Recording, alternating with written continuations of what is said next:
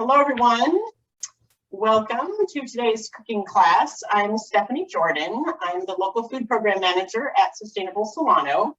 And if you've been with us before, we've always been cooking up a whole lot of stuff featuring a lot of fruits and vegetables from around Solano County, which is where we are located. And today we're going to be talking about food waste and what we can do with all of those scraps, ends, peelings, and all of that stuff, and how to reduce the kitchen waste that you might go through on a weekly basis. So again, this is the Tops to Roots Zero Waste Cooking class, and we're also going to talk about a new law that is coming. Actually, it's happening now. So I do have a guest with me today. Her name is Marie Knutson. She is with Republic Services.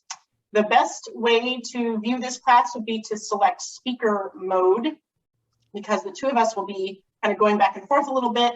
And but when I start doing some of the cooking later, then I think it'll just be spotlight on me. So just a little Zoom note there for all of you. So I don't know if everyone is familiar with Sustainable Solano. We are a nonprofit here in Solano County. Our mission is to nurture initiatives for the good of the whole. And our work is in three main areas. The first is green infrastructure, which covers things like community gardens, gardens in alternative spaces, and also backyard permaculture food forests. And another area, which is what I work in, is local food. So we are trying to develop a local food system that is more robust and resilient, featuring and connecting people with our local farmers. And then another area, which we've just kind of recently started to develop in the last year or so, is youth and workforce development. And so a lot more of that information is on our website, which is sustainablesolano.org. All right. So as some of you might know, Americans are not really all that great at preventing food waste from their kitchens. About 25% of the food that we purchase gets thrown out, although I have even seen statistics saying closer to 40%. So that's kind of an alarming number. And the new law that is happening now in California, which is called SB 1383, is requiring us to not put any more food waste into our landfill trash. And the reason is that it is creating a lot of methane, and it is contributing dramatically to climate change. So the goal for all of us is now to figure out how to first use all of those food bits so that it doesn't go into the landfill. The next thing to think about is how can we feed any leftover food to people, and then animals, and then compost it, and then finally, perhaps, the landfill. So I'm gonna actually turn it over to Marie right now, if you don't mind, and she could tell us a little bit more about what this means for us here in Benicia, if you're in Benicia, but may have gotten the flyer. So Marie, go ahead and fill us in on the work that's happening on your end. Thank you, Stephanie, and thank you, Allison. Your comments were right on. We've got too much food waste in our trash, and it's causing the methane gas, which is 84 times more potent than the carbon monoxide that's coming from cars. So that's part of what's causing our climate change. So the state of California has a agency that is tasked with not only keeping more out of the landfill, because our landfills are filling up, but also to get the food waste out, which they found was about 40% of what was in there when they did all the audits. There's been a few laws, just like your recycling and all of that, but this one is SB 1383, and it's got a lot of moving parts. And I'm sure you're wondering, why is this taking so long for the city of Benicia to get this all together? Well, within that law, again, as Stephanie said, they're trying to get the food out of the landfill and not down your garbage disposal either, because that wastes water. But if it's edible, we want to do people first, animals second, composting third. So there's that food recovery element, and places like your grocery stores are going to have to be recording what they're doing with their food. Restaurants too, if they have a lot that's left over that's edible. There is, for residents, right now you can put your food waste in your yard waste cart. You can scrape your plate. It's just that we have to set it up to be serviced or picked up weekly. And in Benicia right now, it's bi-weekly. So getting all of that organized, that means more trucks, more drivers. It's doubling what we need to do for you to get your carts picked up at the curb. Also within that law, if you've gone to other cities and you're just not sure which one to put it in because there's all these different colors. Well, a lot of different cities had different colors. So within this law also, there's going to be universal colors, black or gray for your trash, green for your composting and organics, and blue for your recycling. So in the near future, we have to switch out all of those carts. And also we've ordered kitchen pails. So residents and even multifamily tenants will get a kitchen pail that's like a 1 gallon container. Is it like this, Marie? Have mine in here. That you can put on your countertop like Stephanie's to put all your scraps in so that you can take it out to your yard waste cart when it's full.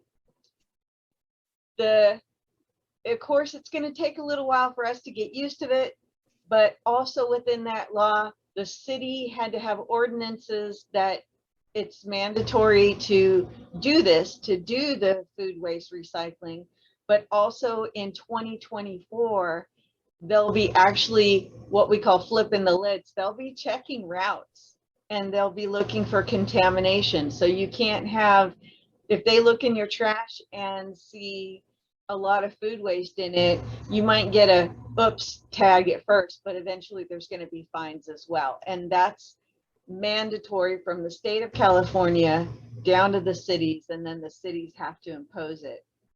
So where are we on this? We're looking at a rollout. We're shooting for July, hopefully. We'll see how that goes. And we'll definitely be advertising very heavily and sending out postcards about it. I'll be at farmers markets, and definitely you'll know that it's full force and ready to go as soon as it goes through the city council and it's all set. Let's see, until then, go ahead, scrape your plate, put it in your yard waste cart. We're picking it up still bi-weekly, but that's fine. It's all still going to the composting facility. And if you have any questions, Allison's going to put my email in the chat, or if you have any questions, pop them in there and I'll be happy to answer them for you. Okay, thank you, Marie. Great.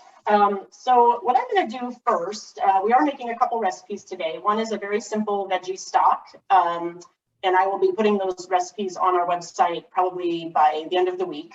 And then the other thing we're going to make is a pesto.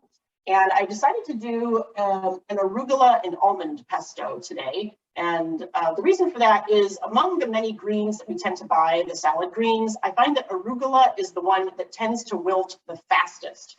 And so if you start to see that happening, then here's kind of a quick and easy solution for that. The spinach generally will last longer. Even, some of the lettuces will last longer if they've been fresh from a farm and they've been cleaned and dried properly. So we're going to focus on the arugula there. I think what I'm going to do is talk about just a few little tips that we can do in our kitchens, and then I will start the veggie stock. And so just a couple things that are kind of, side notes. Parchment paper, for example. And I know we're talking specifically about food waste, but there were a couple other things I came across which I thought would be of interest to the kitchen, or in the kitchen. So you can reuse your parchment paper more than once. If you're working at relatively low temperatures, you can actually probably go up to like 4 times with your parchment paper. Once it starts to get brittle and starts to fall apart, then obviously it's not suitable, but feel free to reuse it more than once, especially if it's just like a low heat, maybe with some granola or something at 300 degrees. It's totally reusable. Concerning bread, If you put it in the freezer, what you could do is slice it first and then bag it and freeze it. And then you can just pull the slices out as you need, like 1 or 2 at a time or whatever it is that you need. If you have the whole loaf in there, it's much harder to saw off a frozen piece of bread. So pre-slice and then freeze. Citrus peels. We're in an area of the country where citrus is very abundant. I personally have a minor lemon tree that's going crazy right now, and I've got some leftover oranges. And so let's say you make like some lemonade or something and you have these leftover peels. I did come across a really cool tip, which is making your own citrus cleaning solution with some distilled vinegar and citrus peels. And so I'll put that little formula together and post that on there later. I just wanted to mention it. You can also freeze the zest. And so we're going to talk about freezing. I have some other little tools for freezing, but a good microplane zester like this is really handy for zesting. And then you can either add a little bit of water and put it in like an ice cube tray or a silicone mold and then put it in the freezer, or you could just leave it on its own in your freezer. Let's see, nuts I generally keep in the freezer as well, just to keep them from going rancid. They will last for several months if they're frozen. Also, you might want to think about your storage containers and invest in good quality storage containers that can go in the freezer. Your freezer is your friend. So think about what you can freeze. There's tons of stuff that I tend to put in our freezer. For example, this pesto that I make today can easily be put into my little silicone mold, which is an old baby food mold that I have. They're soft, kind of flexible silicone. So once it's frozen, they just pop out. You can put them in a different kind of storage bag, or to be honest with you, I get a little lazy. I just keep the lid on and keep the whole thing in the freezer. So just for fun, I'm going to see what I have in my freezer and my molds. I have probably 5 empty molds. So this is coconut milk that was left over from a curry recipe I made. This is some pasta sauce that I put in here, which was from a larger jar, and I just knew we weren't going to get through it in a little while. And there's one more in here. Oh, this is tomato paste. So I just portioned out the tomato paste in 1 tablespoon sections and stuck it in here. And then whenever I need my tomato paste, I just pop it out. The other thing you might notice is I have these blue, I've got the painter's tape labels on here. So this is another great way, another great way to keep track of what's in your refrigerator. So I have my blue painter's tape and some Sharpies, and anything that I cook and put into packaging, I then label it with the date that it was cooked and put it in the fridge. Once it's in the refrigerator, it can generally hold for, I would say, 5 to 7 days, depending on, if it has a lot of potentially hazardous foods in it or not. So for sure, eat your leftovers. That's kind of one other rule too. Don't be afraid to go back and eat your leftovers. Also, when you go shopping, be sure to do a little inventory before you leave the house. And I know that sounds super logical, but a lot of times we think, oh, I don't think I have that. And then, 2 hours later, as we're putting things away, we notice we didn't have it in the pantry or the refrigerator. So when I had my catering business, it was pretty much like routine. Even though I kind of, knew I might have things or didn't have things, I still, when I was going through my shopping and ordering list, I would just check, the cabinets and the coolers and see what did I have and what did I not have. So keep in mind to keep, get a handle on your inventory. Okay, so I'm going to pause right now and start my stock. So this is a very basic vegetable stock, and a lot of the ingredients are very interchangeable. And so I'm using just a cast iron. Yeah, I think you guys can see me here. Yeah, this is just on the side. So this is a cast iron pan. It's on my my induction burner. I'm going to just go ahead and start this.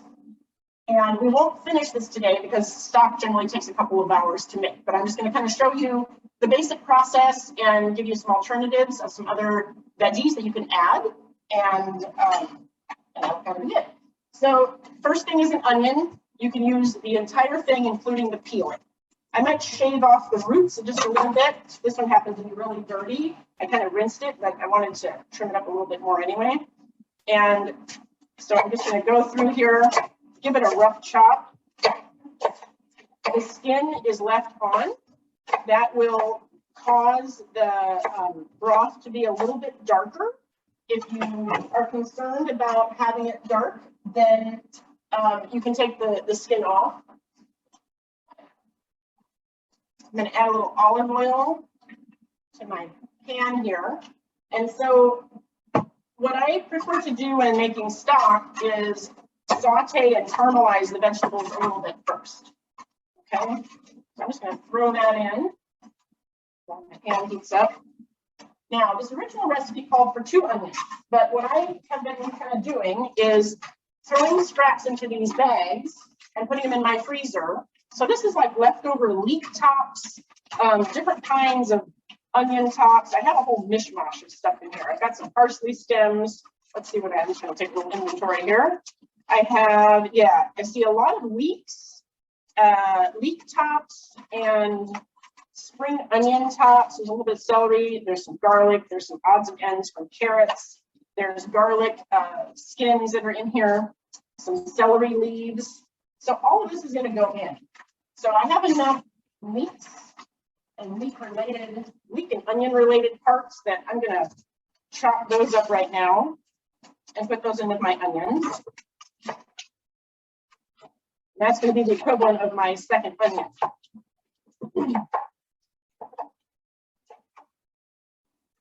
So just keep some kind of a vessel handy while you're cooking. You can collect a lot of these tops that you might normally put into your compost bucket and just save it for a stock like this. Here. So this is an induction burner. It kind of goes by temperature. I've got it at what says like 280 to 300 degrees. It's kind of a strange number, but I would say my heat's on like medium to medium high right now because I want this to caramelize a little bit. Okay. All right, the next thing we're going to put in is some celery. I have about a half of a bunch here. And sometimes the tops look a little bit brown. You know, this is a stock, so we don't necessarily need to trim this off. If there's a lot of dirt on the bottom, even though I washed it, sometimes it's a little hard to get that out. I might shave just the very end off of that. That can go in my thing. Okay, and so with the celery, again, we're just going to kind of rough chop. Add that in.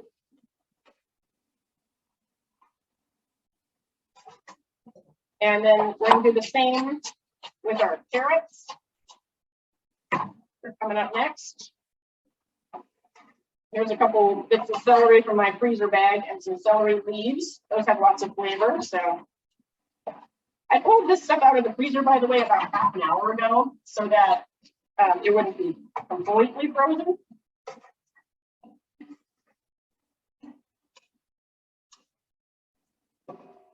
All right. Look at my bag of odds and ends here. Okay, parsley stems, those can just go in. Little bits of, I don't know why these baby carrots are here, but I'm just gonna, maybe they were getting a little old. All right, so the rest of this from my bag is a little bit of celery, some carrots, some garlic, and some herbs. So that's gonna go in. Then I'm gonna finish adding my other carrots, which are right here. So another good thing that you can keep while if you're preparing carrots for another recipe, you know, you might be trimming off these tops. This is what can go into your freezer bag that you can then put into your stock later. Also, the question that you need to ask yourself is, do you really need to peel whatever it is? You need to peel the carrot. You need to peel the potato. So I recommend a little scrubby brush. This is an OXO brand. This is one of my favorites. It's got kind of some plasticky little bristles here, and the handle it's a nice ergonomic fit in my opinion. The reason I like this is because I can use it on shellfish and then throw it into my dishwasher and then use it for vegetables. So it just goes right into my dishwasher. So I would recommend scrubbing carrots instead of peeling because you're just creating more waste with the peels. So, all right, here goes my carrots. Again, we're just kind of chopping. These are probably about half-inch sized pieces. Stephanie, there was a clarification question. right now, you've got all the veggies in there with some olive oil, but you haven't added any water yet. Is that correct? Yeah, correct. Because I want to brown these vegetables a little bit first. So, and since I have some frozen ones in there now, I'm going to crank up my heat so that this heats up a little bit more. So yeah, no water yet. We want to saute and brown a little bit. And if you're kind of doing this in batches, I would say put all of your alliums in first. That would be things like your onions, your leeks, your shallots. You know, there's some garlic. There's like a top of the garlic. There's a clove. There was a clove of garlic in there too.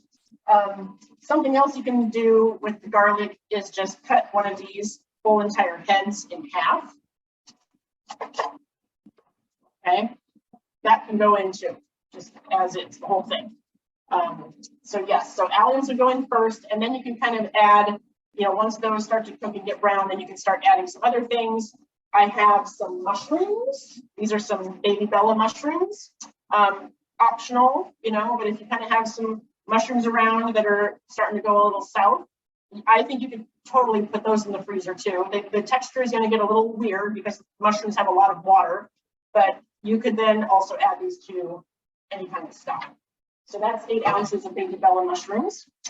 And last but not least, we're just going to put in some herbs and some spices. So I'm going to add a bay leaf, fresh from the garden or dried. It doesn't really matter. I've got 2 small ones there. There's one. And then we're going to put some parsley in. Before I add the parsley, I'm just going to show you how I'm storing it. So this is the best way to store herbs, especially parsley and cilantro. So I have water in a cup here, and I've already cleaned this. I just kind of cleaned it and stuck it back in here. But what I would recommend is you can then put a bag of some sort over it. Could be your grocery bag that you have, or just any clean bag that's around, and then put this whole thing into the fridge. Sorry. Then just stick the whole thing into the refrigerator. I kind of keep mine on my fridge door so it doesn't get knocked over by children looking for snacks. So that's the parsley trick. You know, summer's coming and basil is coming. So basil usually doesn't like the cold. So the best thing for basil is to put it in your glass of water, but then just leave it on your countertop. And it will last for up to like 5 to 7 days, just sitting there on the countertop. If it's a nice fresh stalk of basil, sprig, that's what you call it. This. Okay, so back to the soup. We're going to add maybe like 6 or so sprigs of parsley. I'll just put those in whole.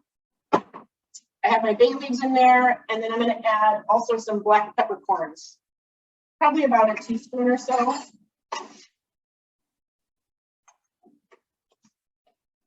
All right, and that is that. So everything goes in. We just want to saute it around for a few minutes. Once things start to get brown, then we will add some water. So my parsley stems are going to be a little unruly here. I'm just going to snap them in half so they're not all over the place. They're a little long. Okay. So we'll just kind of, actually I'll hang out. We'll move on to a couple other things while this is sauteing, and then we'll add the water. The amount of water that I'm going to put in is going to be 4 quarts. So we're going to put in 1 gallon of water. So I've got half of that here kind of on standby, and then we'll add the next one in a minute. Okay, so let's move on to some other little tips while we're waiting for that to cook. All right, cheese rinds, namely Parmesan, Pecorino, even Gruyere, are fantastic to keep in your freezer. Once you've used up all of the cheese, put your cheese rind in the freezer, and then you can throw it into soups like minestrone, or really, there's a lot of soup that could benefit from a cheese rind. I would put it into like a bean soup, like if I'm making like a cannellini bean type of thing, it would be excellent in there. Any kind of veggie-based soup would be great. Regarding things like meat trimmings and bones from like a carcass. So, chicken stock can easily be made from your chicken carcass. That could either be from a roasted chicken that you have or rotisserie chicken from the store.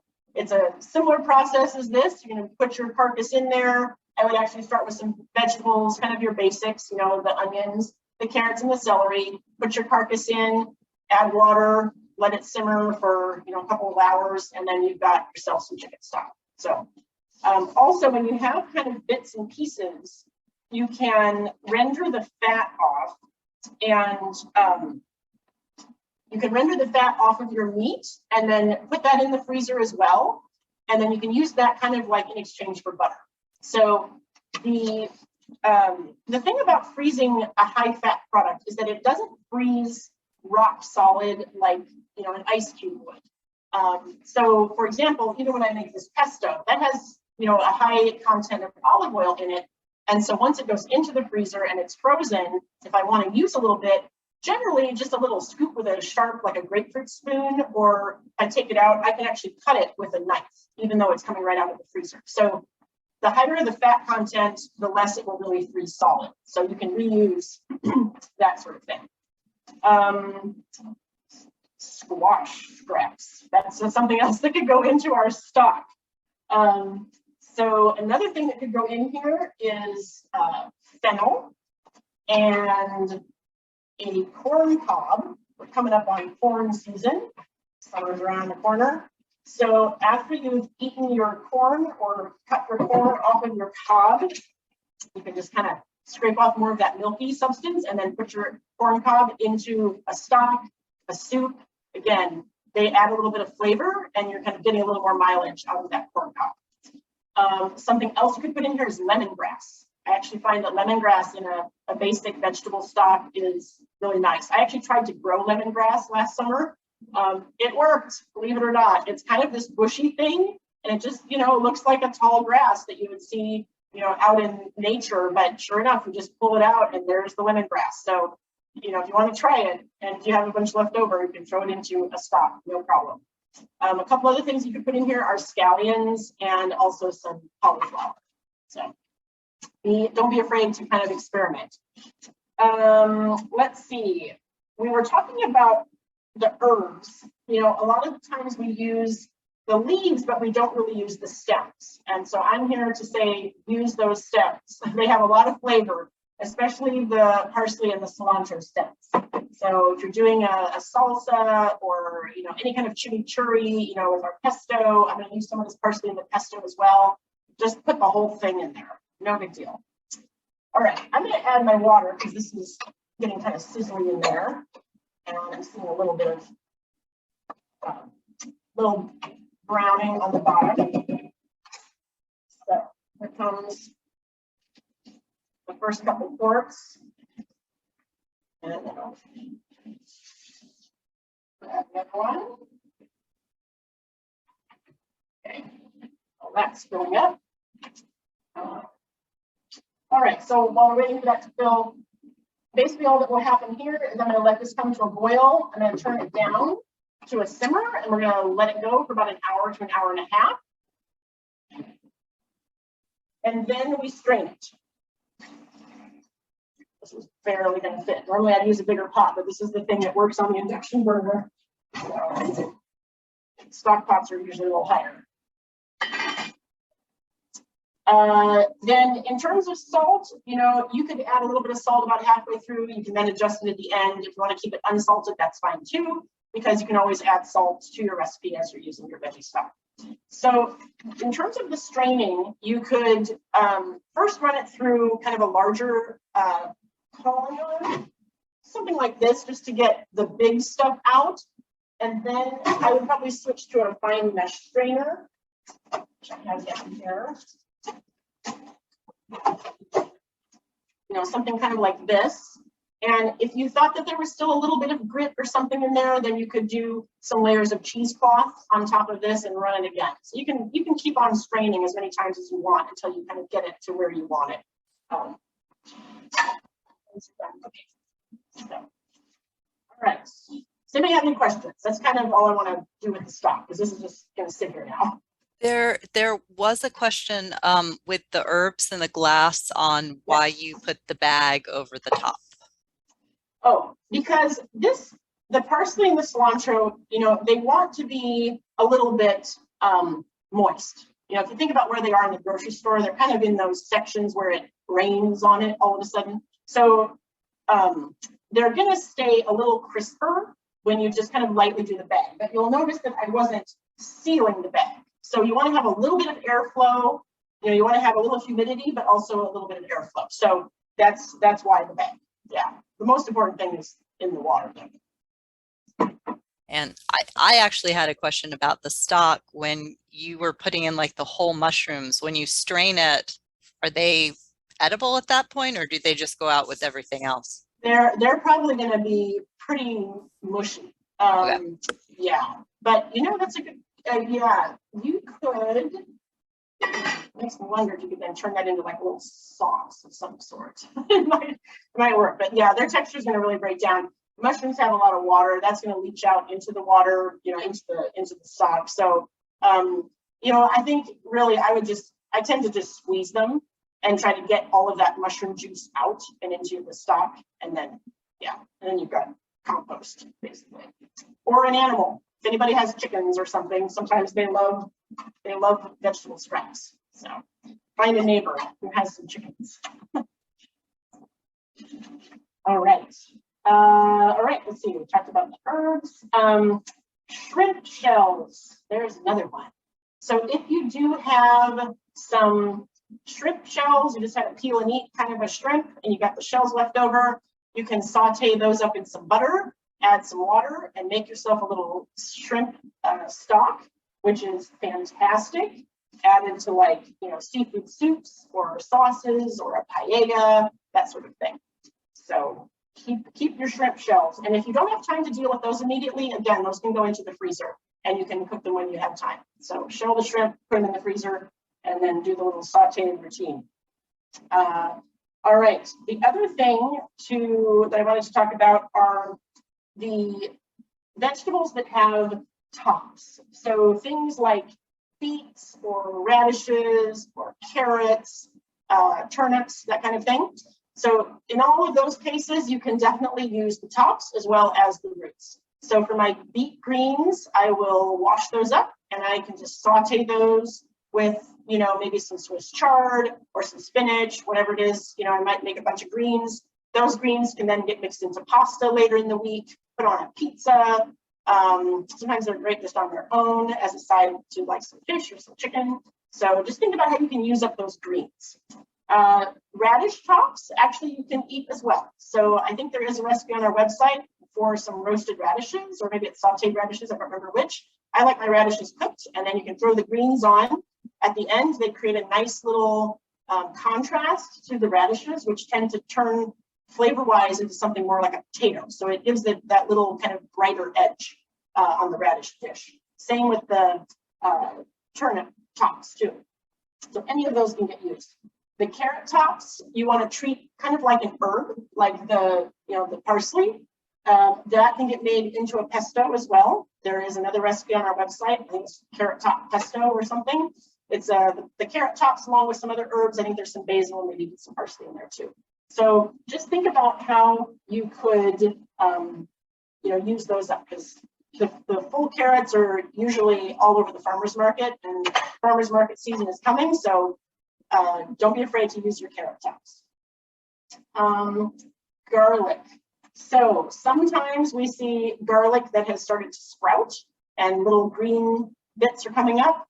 Don't be afraid of that. You can still use that. You can put it in a saute of some sort. I'm going to use some garlic in the pesto that we're making today too. So don't fear the green garlic. Here's another kind of fun thing. When you've gone through a jar of pickles and you have the pickle juice left over, you can use that like a vinegar in a salad dressing. You can also pour it over potatoes if you're making a potato salad.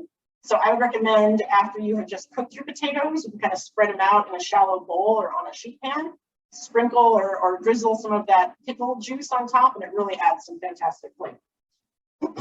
Let's see. We kind of talked about the list. Shopping with a list. So meal plans, I know, can be kind of daunting, but it does help to kind of think about your week. What days do you have available to cook? What days do you not? and then figure out like, which recipes could you manage to get through, and then kind of make your plan, do your shopping, and stick with your list. So that's kind of the basics of, you know, not having all these impulse buys at the store, and then all of a sudden you're left with like, I don't know, a pound of peppers that are not going to get eaten or whatever it is. All right, so we talked about the peeler, ends and stems. Let's see. What else? I talked about the first, oh yeah. So this is kind of related to the labeling that I talked about earlier, the first in, first out. So this is a standard in restaurant, in the restaurant industry. So, you know, basically it's whatever comes in first needs to get used first. So that's why we're going to be dating everything so that you can see what is the latest date and use that up first. So first in, first out. All right, I think I'll move on to the pesto now and talk a little bit more about that. Okay. All right, the pesto, I'm going to switch trays here.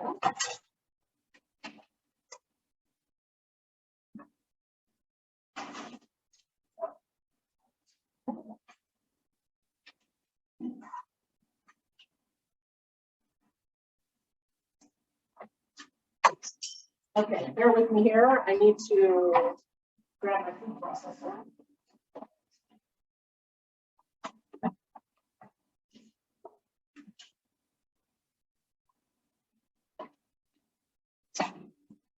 Alrighty, so this is a pretty simple pesto.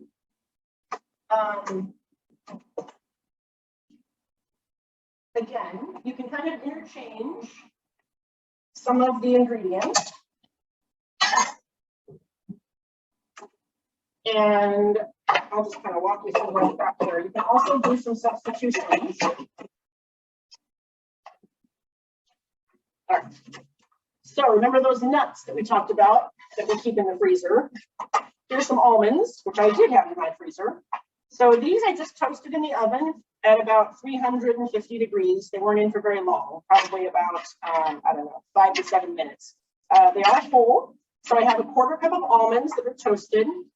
I'm going to have 4 garlic cloves, which are peeled. And these are some that have a little bit of sprouting going on. So it's a little bit at the top there. So all I'm going to do is just take the peeling off. I could throw it into my stock, actually. It's kind of handy to have veggie stock going while you're cooking. So throw your scraps right in. That off of there.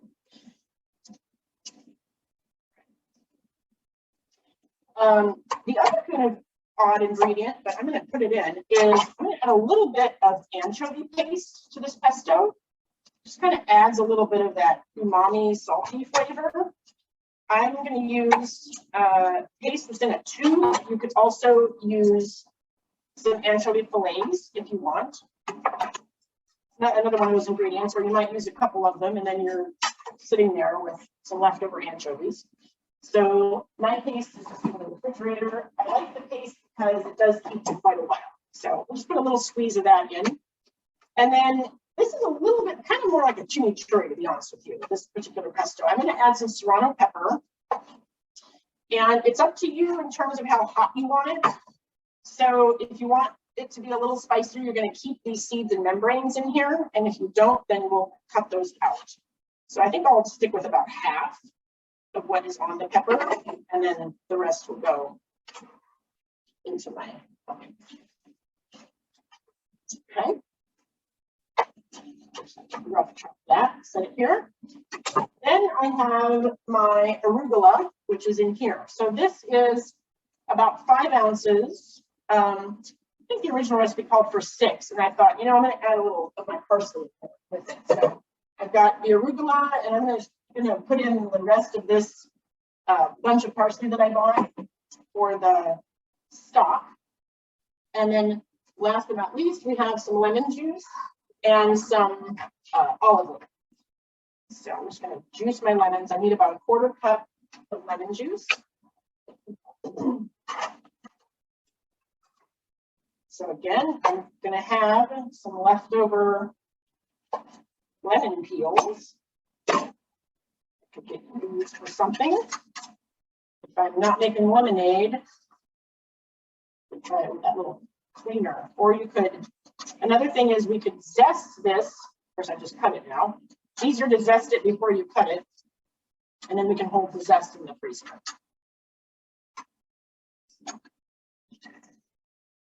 These are super juicy.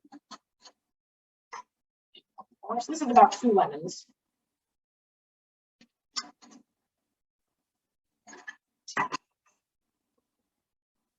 Okay, so the first thing we're going to process is the garlic cloves. I'm going to start my processor and then drop it in while it's running, and that does the best job of zapping everything up into little tiny minced bits. Sorry about the lighting, it's going to get a little strange here with the sun going down.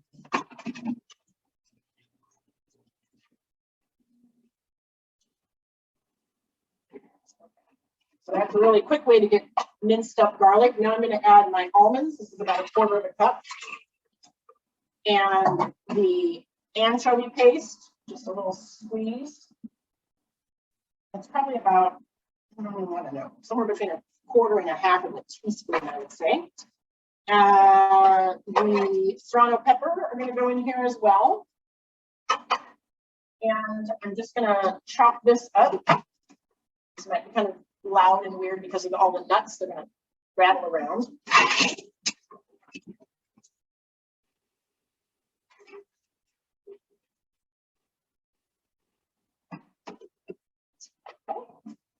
Next is the arugula.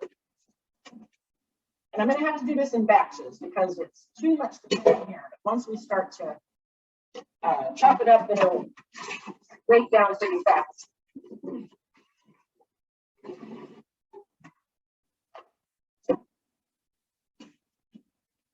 This is about half of it. Here's the handful here.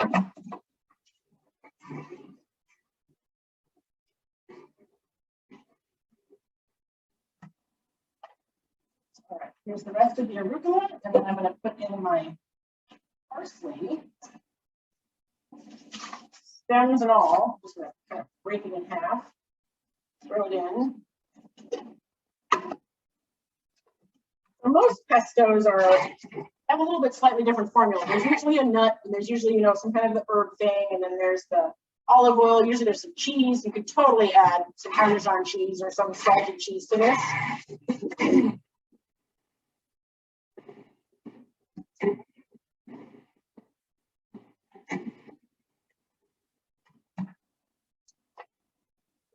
Getting a little stuck, which means it's time to add the liquid. It's usually the sign. All right, so now we're going to put in the lemon juice and the olive oil. So I have equal parts lemon juice and olive oil. So if you end up doing, more and you feel like you need more liquid, then you can just adjust this, going up proportionally. It'll be fine.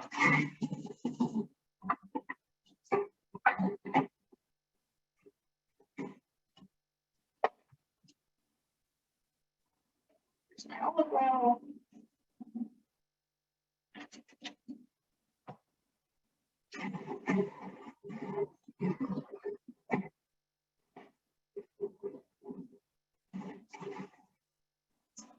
Right, and of course we need some salt. This would not taste good without salt. So we're going to be generous about at least a tablespoon, not a tablespoon, sorry, a teaspoon of salt. And then after that, we'll taste it and see what we think.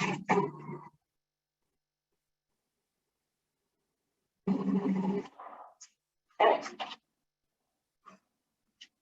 That is it. Pretty simple. So you're looking for kind of a paste. See it here, kind of gloppy. Okay.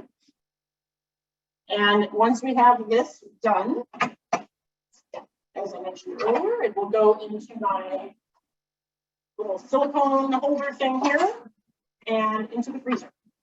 First, I have to taste it though.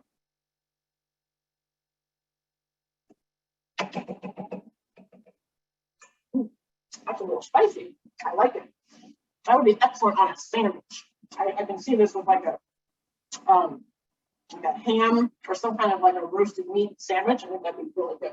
It's gonna give it a little more zap. The flavors are really bright. I'm gonna add a little more olive oil.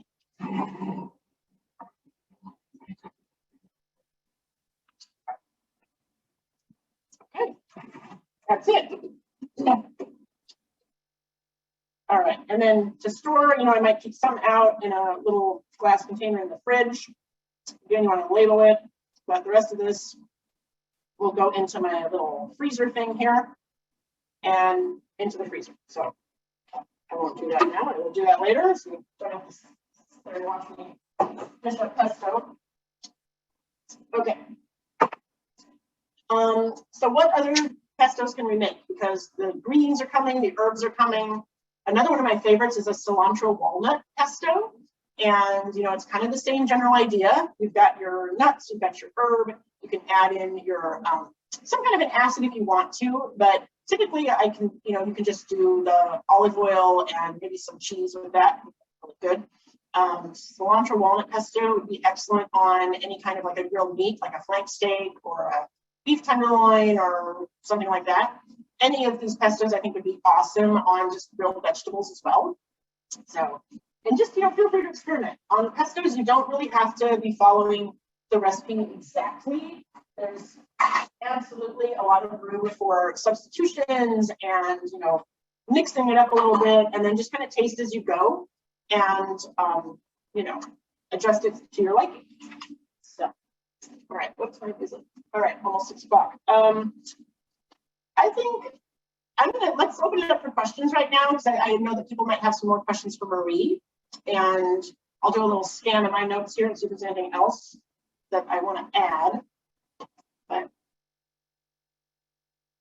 yeah, and there was one question about for storing veggies or spices. Are there any tips for storing them in the fridge so they last longer before they go to the freezer?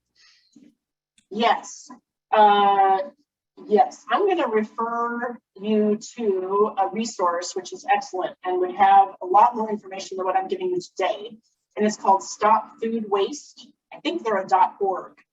They have a very handy directory on their website, which does talk about, how to store your vegetables in terms of like how much humidity, because I know some of us have those drawers with the adjustable humidity on them. So some do like more humid environments, others want drier. So typically though, if I'm putting vegetables into my fridge, if it's something like the leafy greens, I do put them in a bag, but almost all of the time I'm using bags that have like little holes punched in them. So there is a little bit of that airflow. When they're too trapped, they tend to just deteriorate quicker. I tend to reuse a lot of my bags that the farms send with their CSA boxes, and I've noticed that they have some holes in them. So that has worked really well for me and my refrigerator. Everybody's fridge is a little different. So, but other things that are like potatoes, onions, those you just want to keep in like a brown paper bag. I keep mine in the pantry where it's cool and dark. So that's where you want to keep those things. We talked about the herbs. I'm trying to think what else. Yeah, peppers would go in the fridge. Tomatoes just keep on the countertop, but again, out of direct sunlight. The directory that's on the Stop Food Waste also, I think, has a little section about how some foods, if they're next to another food, they will speed up the ripening of that food. And so you want to try to not pair things right next to each other. It's kind of like when you want to ripen something fast, you put a banana in with it in the bag, especially like stone fruit. But if you don't want that to happen, then you want to keep certain foods away from the foods that you're trying to not ripen. So, more on that website. I highly recommend it. So, all right. Anything else, Allison? Yeah, there was a question about what are the best veggies to dehydrate, and if it's ever better to dehydrate than to freeze. Oh, that's a good question. I do not have a dehydrator. I would refer you to the Master Food Preservers of Solano and Yolo County. They have done dehydrating classes, and I think it just depends on really what you like and how you use that product. So, for example, strawberries would freeze very well. they would also dehydrate. So I think it's just a question of, do you want to use it in like a smoothie? In which case you could throw it in the freezer, then you kind of have your ice and your strawberry all in one little package. Or do you want it to go, are you short on freezer space, or do you want, a dehydrated product? So I would say check out the Master Food Preservers website, and there's probably more information on the dehydrating versus freezing. So. And real quick, if there are any additional questions, please drop them in the chat. I'm also going to share a link for a quick survey. Yeah, that will help us with our programs.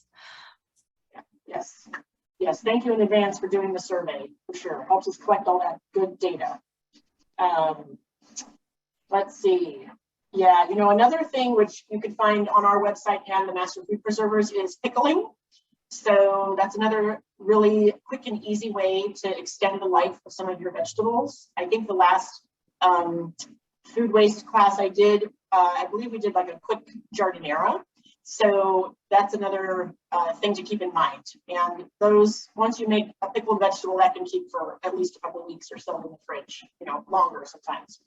So, and one other thing I want to mention is just, if any of you have kids out there, definitely show them what's going on in the kitchen and explain why. Because, I think as we're educating our next generation, they will then become a little more conscious and aware of what to do with, these random bits that are coming off of the vegetables, and they can start to learn how to handle it as well.